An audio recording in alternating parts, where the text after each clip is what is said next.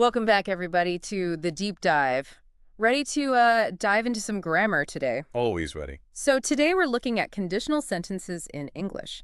Specifically, we're going to tackle those zero and first conditional sentences. Sounds a little technical, maybe at first, Yeah. but I promise it's going to be interesting, and by the end, you'll be using them like a pro. Well, that's the goal, right? So maybe let's start with like a super basic question. What are conditional sentences? At their simplest, they're about cause and effect. If this happens, then that will happen. It's how we express possibilities and make predictions.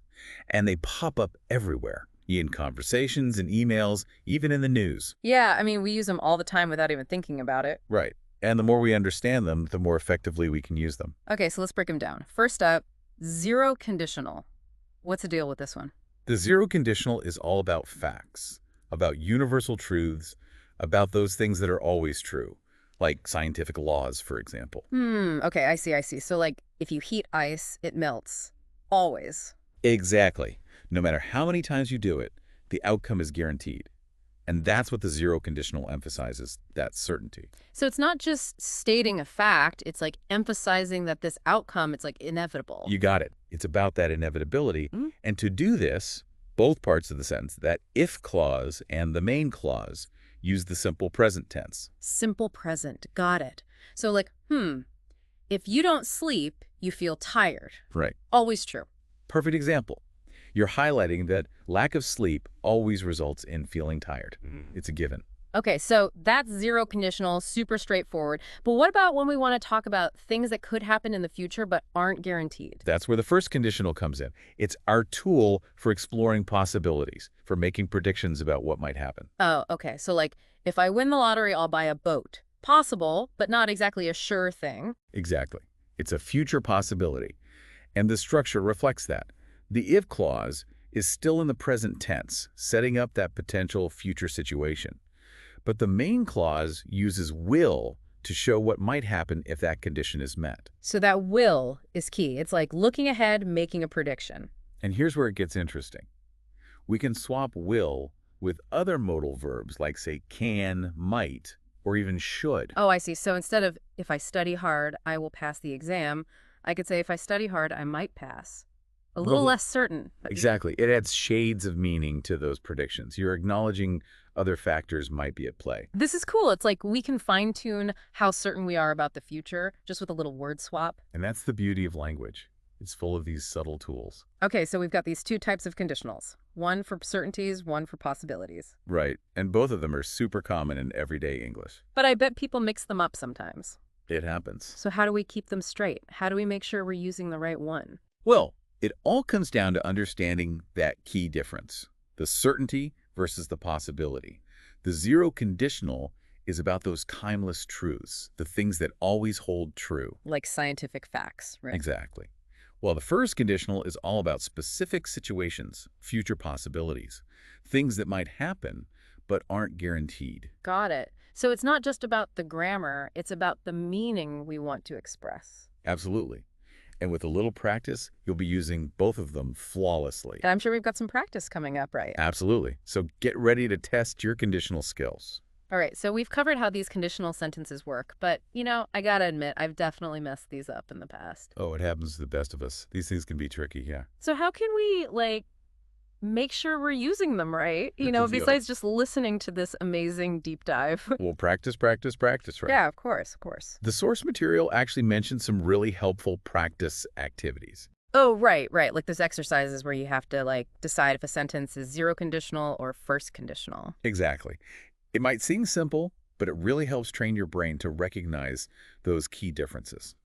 Okay. I'm game. Want to try one? Sure, let's do it. All right, how about this one? If you don't sleep enough, you feel tired. Zero or first? That's a zero conditional. You're stating a general truth. A lack of sleep inevitably leads to tiredness. Right. Okay. It's like, a fact of life. All right, another one. What about if I get this promotion, I'm going to take a vacation? That's first conditional territory. You're talking about a specific future possibility and what you might do if it happens. Okay, yeah, because that promotion, it's not like a sure thing, but I'm planning my response just in case. Exactly. What other practice activities did they mention? Let me think. Oh, yeah. They suggested like completing sentences, filling in the blanks with the right verb forms. Yes. That really forces you to think about those tenses, doesn't it? It does, it does. And it probably helps you avoid making, those common mistakes, like mixing up tenses. For sure. And the last activity they suggested was creating your own sentences, both zero and first conditional, but about your daily life. That's clever. It makes it more personal, right? It does, and the more relevant it is to your life, the easier it is to remember. Okay, I gotta say, I'm already feeling way more confident about this. But I am curious, like, beyond these exercises, how do we actually see these conditionals playing out in the real world? Well, think about everyday conversations. Someone might tell you, if you park there, you'll get a ticket. That's a zero conditional. It's stating a fact, a rule that will lead to a specific consequence. Or like you're making plans with a friend and they say, if the weather's nice, we'll go to the beach. First conditional, outlining a future plan. Precisely. And it's not just in casual conversations. These pop up in professional settings all the time, too. Oh, yeah, for sure. Like, if you finish the project by Friday, you'll get a bonus. First conditional, a classic motivator. Or, if we don't meet our sales target, we'll have to make some cuts. Zero conditional, highlighting the realities of the business world. Wow, it really is amazing how much these little sentences can do, huh? From like simple facts to like, complex hypotheticals. They're surprisingly versatile. Well, it's really cool how they can add drama to storytelling. Oh, absolutely. Think about those famous movie lines. If you build it, he will come. Ooh, yeah, yeah. Total first conditional, but it's so much more than just grammar, right? It's about hope and like possibility. Exactly. Or how about, if you let me go, I will never tell anyone. First conditional, again, creating that sense of urgency. It makes you wonder what's going to happen. Right. It's like those conditionals become part of the plot, driving the story forward. I'm seriously impressed. Like, I never realized how much thought goes into writing, even just a simple sentence. There's more to it than meets the eye. Well, that's what we're here for, right? To like uncover those hidden layers of language. Yeah. And speaking of uncovering, didn't you say there were like more types of conditionals? Oh, there are. We've only just scratched the surface. There's two more types we haven't even touched yet. And they deal with, well, even more intriguing possibilities, those what-ifs, that make us really rethink the past, Wait, there's more? Oh, yeah. And they get even more fascinating, trust me. Okay, now I'm both excited and a little overwhelmed. Don't worry, we'll break it all down. But first, let's give our listeners a moment to process all we've learned about zero and first conditionals. Okay, so we're back and ready to tackle those other conditionals. Those what ifs you mentioned, the ones that make us like rethink the past. Absolutely. We're moving into those hypothetical situations, the ones that aren't true, but are fun to think about. We'll start with the second conditional. Okay, second conditional. What makes this one different? Well, with the second conditional, we're playing with situations that are, let's say, unlikely, or even contrary to fact. So like, if I were a millionaire, I'd travel the world. Not impossible, but not exactly my reality right now. Exactly. And notice how we use the past simple in that if clause, even though we're talking about a hypothetical present or future situation. It's like we're stepping into a different reality where things are different. Right. And in the main clause, we use would plus the base form of the verb to describe that hypothetical outcome. Like, if I had more time, I would learn to play the guitar. Okay, so it's all about imagining those alternative realities, and what could happen if things were different. I can see how this could be useful, like, for exploring dreams or even regrets. Absolutely. Like, if I had taken that job offer, I would be living in a different city now. It lets us play with those what-if scenarios. Right, and it doesn't just have to be about personal stuff, right? We could use it for, like, advice. Oh, for sure. Like, if I were you, I would take a break. Yeah. It's a less direct way of giving advice, by putting it in that hypothetical framework. Okay, that makes sense. So we've got the second conditional, which is all about unlikely or impossible situations in the present or future. But you said there was one more, right? The third conditional. That one sounded even more complex. It is a bit more complex because now we're going back in time. With the third conditional, we explore hypothetical scenarios in the past and their imaginary consequences. So it's like rewriting history with grammar. Kind of. It's all about looking back and saying, what if this past event had happened differently? What might the outcome have been? Ooh, okay, I see. So like if I had studied harder, I would have aced that test. The classic if only conditional. Exactly. And again, the structure is key. The if clause uses the past perfect had plus the past participle. And the main clause uses would have plus the past participle. So it's all about those past decisions and imagining how things could have been different, you know? Like, if I hadn't missed that train, I wouldn't have met my best friend. It makes you think about all those turning points in life. It does. And while we can't change the past, exploring these hypothetical outcomes can be, well, insightful.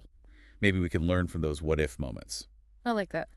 So to wrap up, we've got these 4 conditional types, each with its own unique way of expressing possibilities and exploring those what-if scenarios. And hopefully now our listeners feel more confident using them. I know I do. I feel like we really took a deep dive into the world of conditional sentences today. We did. And remember, the key is to practice and to have fun with it. Exactly. Because language isn't just about rules, it's about expression and creativity. So keep exploring, keep experimenting, and we'll see you on the next deep dive. All right, so today we're going deep on something that might seem basic, you know, zero and first conditional sentences, those if this, then that structures. Right. And we've got a great episode from Learning English Hub to guide us through this deep dive. Yeah. And we'll see how mastering these can really help you level up your communication. It really can. It really can. It's more than just, textbook grammar. Right. Understanding the nuances of conditionals can make you sound so much more fluent and natural. Absolutely. The podcast kicks off with a good reminder of what these conditionals actually are. Yeah. I'm curious, for someone who might be a little rusty on this, how would you explain the core difference between zero and first conditional? Okay, so think about it this way. Okay. The zero conditional is all about expressing universal truths. Okay. Those cause and effect relationships that are just facts of life. Like if you heat ice, it melts. Right. Like no matter what, that's going to happen. Right. It's a guaranteed outcome. So it's not about a specific situation. It's about a general principle. Exactly right. But then we move into first conditional, and suddenly it's like we're in the realm of possibilities. It's about like those what-if scenarios that might happen in the future. Okay. There's a sense of uncertainty there. So with the first conditional, it's more like, if I study hard, I might get a good grade. Yes. It's a possible outcome. Exactly. But not a guaranteed one. Precisely. And you can see how mastering that difference can allow you to sound more nuanced and more natural. Yeah. If you use a zero conditional, we're talking about a future possibility, it would sound very strange to a native speaker. It would sound a little off. Yeah. The podcast also dives into some really practical examples, and I found these to be super helpful to see how they work in everyday conversations. Oh, for sure. Yeah. So for zero conditionals, what were some of the examples that stuck out to you? Well, for zero conditionals, they gave an example like, if you mix blue and yellow, you get green, which is like, it's just a basic principle. A very basic principle of color mixing. Of color mixing, yeah. It highlights how we use this structure to talk about things that are always true. Yeah, always true. And then for the first conditional, they had examples like, if it rains tomorrow, we'll stay inside. Yes. So that's a plan based on a possible future event. Exactly. And what's interesting is that, a lot of native speakers might not consciously think about those grammar rules when they're using these. No, absolutely not. But they instinctively choose the right conditional based on the context. It's like knowing which tool to grab from your toolbox without even thinking about it. Exactly. And what I appreciate is that the podcast goes a step further. Yes. And it actually shows us how these conditionals would be used in real-life dialogues. Yes. Instead of just giving us the dry grammar rules, Yeah. they show us how these sentences come to life in conversations. Exactly. So, for example, they had this scenario where someone's giving advice about plants. Okay. And they say, if you water them every day, they grow faster. Right.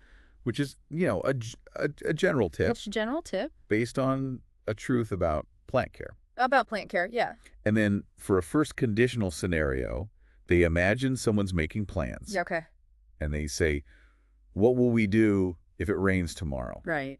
And the other person responds, if it rains, we'll watch a movie. Okay. So they're discussing a very specific plan. Right. For a very specific possibility. It's great how they bring in those real-world examples. Yes. To really help us internalize this grammar. It makes it so much more relatable. Exactly. Now, I think it's also really important to talk about the common mistakes that people make with these conditionals. Oh, yeah. I know I've definitely tripped up on these before. For sure. And the podcast does a really good job of pointing these out. They do. So knowing these pitfalls can help you avoid them and sound even more confident. Absolutely. One mistake that they highlight is mixing up tenses. Yes. Especially in the first conditional. Yeah. So for instance, saying, if you will eat too much, you will feel sick. Right? It just sounds so wrong. It sounds so You wrong. know that will in the if clause, Yeah. it should be if you eat too much. Keep it simple present. Keep it in the simple present, exactly. Yeah, it's so easy to get caught up I know. in the future idea and Yeah. just forget those grammar rules. Yeah. They also mentioned kind of the opposite problem of forgetting the simple present tense in the if clause altogether. Yes, like saying, if he will come late, we will start without him. Oh, yeah. Again, it should be, if he comes late. If he comes late, Yes. simple present. Keep it simple. And then another common one is using will in both parts of the conditional. Yes. Like, if it will rain, it will be cold. Right. Instead of, if it rains, it will be cold. if it rains, it will be cold. Exactly. Remembering that simple present Yeah. and that if clause can make a big difference. For sure. Now, I have to admit, when they mentioned grammar exercises, I kind of inwardly groaned. I can imagine. But The Learning English Hub podcast actually makes it pretty fun. they do. They have fill-in-the-blanks, matching activities, and even sentence rewriting exercises. Yeah, it's a good way to kind of put your knowledge to the test, Yeah. and see if you're really grasping the concepts. And I actually found myself enjoying the matching game. Me too. It's Yeah. like a little puzzle, It is. trying to find the right if clause for each main clause. Yes. Yeah. I had fun. Okay, so we've covered the structures, the examples, even some common mistakes. Yeah.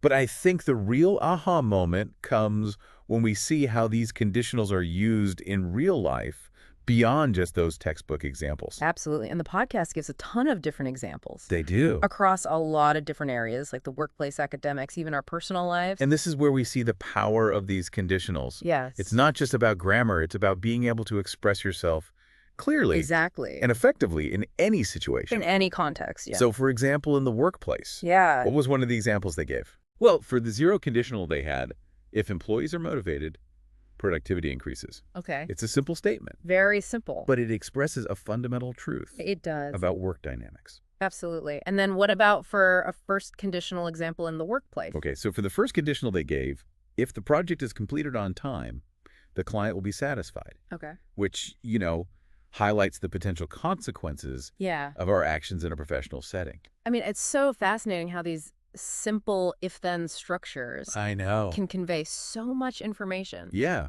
about cause and effect possibility prediction. Exactly. And it's not just limited to the workplace. They also give some examples for academics. Oh, yeah. They had, if you submit your assignment late, the teacher will deduct marks. Ooh, A classic warning. a classic. But it illustrates how conditionals can be used to communicate expectations yeah, and consequences in an academic context. absolutely. And of course, we can't forget about our personal lives. Yeah. I love the simple but true zero conditional. If you eat healthy food, you feel better. Yes. It's so true. It's a universal truth. It really is. And then for first conditional personal life, they had, if we go to the park, we will have a picnic. Okay. Just a simple plan. It is. But it shows how conditionals help us to express future intentions Right. and possibilities in our everyday conversations. Oh, everyday conversations. Yeah. It's amazing. It is. It really shows how these simple structures are just woven into our everyday interactions. You know what's really striking me is how much more confident I feel Mm. about using these conditionals now. Oh, yeah. It's like I have this new awareness Right. of the subtle ways that they can shape meaning. That's the beauty of language learning, Yeah. As you gain a deeper understanding of how the mechanics work, Right. you unlock like a whole new level of expressiveness. And the podcast even gave me some new ways Yeah. to think about how I structure sentences. Not just in English, but even in other languages that I'm learning. Oh, that's a fantastic point. Yeah. It makes you wonder, if these if-then relationships Yeah. are expressed in similar ways across different languages, or if they're completely different approaches. It's like a window into It is. how different cultures think about cause and effect and possibility. Exactly. It's a reminder that language isn't just about vocabulary and grammar rules. Mm. It's a reflection of how we see the world and how we try to make sense of it. So true. Okay, so before we go too far down that rabbit hole, Right. let's do a quick recap of what we've learned about zero and first conditionals today. Okay, so zero conditional, Yeah. it's all about expressing universal truths, Yeah. those unshakable laws of nature, Right. or just commonly accepted facts. Okay. It's about saying, this is how it is, always. Always. And we use the simple present tense Yes. in both parts of the sentence to really emphasize that timeless, factual quality. Right. It's like a grammatical equation. Yeah. If this happens, then that happened. It's always going to happen. Always. Okay, then we have the first conditional, Yes. which brings in that element of possibility, Uncertainty. uncertainty. Yeah. And we're talking about potential future events and their likely outcomes. Right. And grammatically, we signal that shift Okay. by using the simple present in the if clause. Right. But then we switch to will, plus the base form of the verb in the main clause. So it's almost like we're setting up a conditional pathway. Right. If this happens, then this is likely to follow. Yeah. But there's no guarantee. Exactly. And recognizing that subtle difference in meaning Right. is what allows you to choose the correct conditional for the situation. You don't want to accidentally guarantee something Exactly. when you're just talking about a possibility. You don't want to overpromise. Right. And you know what I really appreciate about the Learning English Hub podcast? Is that they don't just like bombard you Right. with all these grammar rules. No, they make it fun. They make it fun. Those conversation scenarios were a great way They were. to see these conditionals in action. Yeah, it's one thing to understand the structure, Right. but it's quite another to actually see how it flows naturally Yes. in spoken English. And those exercises, they included, I have to admit, at first I was like, ugh, exercises. Yeah, But they were actually really clever they were. and engaging. That matching game was my favorite. Oh, yeah. It really helped me to internalize the relationship Yeah. between the if clause and the main clause. And then the sentence rewriting exercise has Yeah. really forced me to think Yeah. about choosing the right conditional. It's like they gamified grammar. They did. They totally did. But what really brought it all home for me were those real-world examples. Yeah. Seeing how these pop up in the workplace, In academic settings? in our personal lives. Yeah. Just highlights how versatile they are. Absolutely. It's Mhm. clear that they're not just about passing an English test. They're essential tools for clear and effective communication In any context. in any context. You know, it's funny, when we started this deep dive, I thought we'd be mostly focused Mhm. on the technical aspects of grammar, I know. but it's turned into something so much richer. It's a reminder that language is alive. Mhm. You know, it's breathing, it's constantly evolving, Yeah. and it reflects the way that we think Right. and interact with the world. And even those simple if-then statements Right. really open up a whole world of possibilities Users. for expressing ourselves, making plans, Analyzing situations. even persuading others. It's about more than just speaking correctly. Right. It's about using language to achieve your goals Yeah. and to connect with others on a deeper level. I feel like we've only just scratched the surface of this topic, Yeah. but unfortunately, our time is drawing to a close. I know. Before we wrap up, Yeah. I want to leave our listeners with a final thought-provoking question. I love a good cliffhanger. Okay, so What is it? we've been talking about how these conditionals work in English, Right.